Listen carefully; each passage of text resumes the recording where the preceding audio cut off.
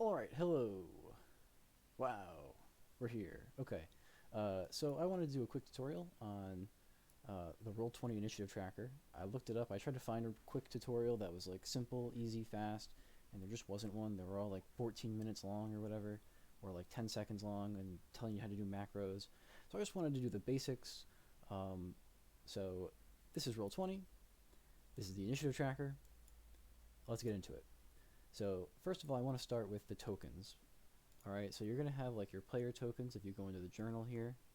You've got your character sheets. So this is one of my player characters in my game. And so he's got his own token, so if we drag him on, he just pops up right there. This is linked to his character sheet. Okay, so that's important. So that's a player character, so let's start with that. The next type of token we have is the NPCs of the game. So these are guys that I, as the DM, have made. They have NPC stat blocks. You can also find these stat blocks in the compendium on Roll20. If you if you like search up skeleton, which I've already done here, you can see like the skeletons here. You get all the skeleton stat blocks. And if you create a new sheet and you drag this into the sheet, it'll give him all the stats that the skeleton has, for example. Or you could use a different monster. But I'm not getting into that. We're getting into the initiative tracker. So let's pull our NPC on. There's our NPC right here. So we got a player, we got an NPC, and the third type of token I want to talk about is basically the other type. So for me, these are like, just assets that I have. They don't have any stats associated with them. So let's just drag one in here. All right. So we've got a blank token with no stats, no name, nothing. We have an NPC token, and we have a player token.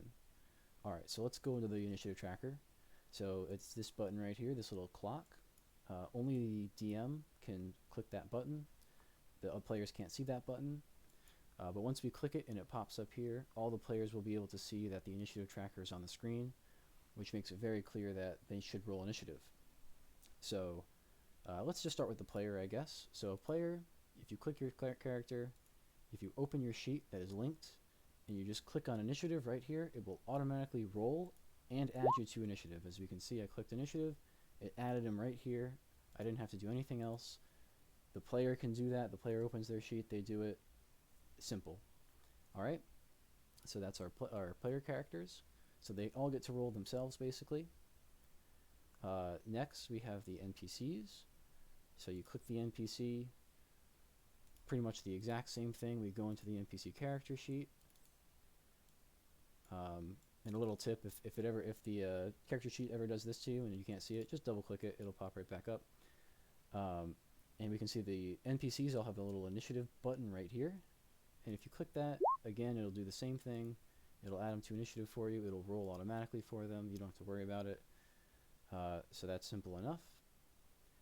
And then finally, we have the kind of other tokens. So these are NPCs, or occasionally if your players forget to click their token before they roll, like if it's not linked, or if they have to roll, at home and they don't have access to Roll20, for example. What you can do as the DM, this is so simple, is you right click them, you click add turn, and it just adds them to the initiative tracker automatically. And now as the DM, you can roll, or you can, 18, so you can roll, or you can roll at home and do the math. So that's basically the basics. And then once you've done this and you have everyone added to initiative, this is the best part. You come down here, you click on this little settings gear icon. And once everyone's in initiative, you just click descending and it will automatically sort your initiative tracker. And then as you play the game, you just click next and it'll automatically scroll through your initiative tracker. So that's all the basics right there. Finally, I just wanted to touch on a few more options that you do have. If for some reason you can't click on a token, you can't add them, or you don't have a token on the map, you can always use this custom label feature in the settings, where you just type in whatever you want. So there's an invisible guy, maybe. You click add. That's all you need to do. You can X out of that. And that'll add them into the initiative tracker, and then from there you can manually set whatever number they rolled. So that's pretty much it. And then the last quick tip I will say is, if you are going to use multiple NPCs, I would probably recommend you have them all act on the same initiative. I would also recommend color coding them. which is really simple and fast to do. You just click them, click the little box, give them a color, and all the players will be able to very quickly say, I attack the green one. And finally, I'll mention if you have multiple guys in initiative that have the same token.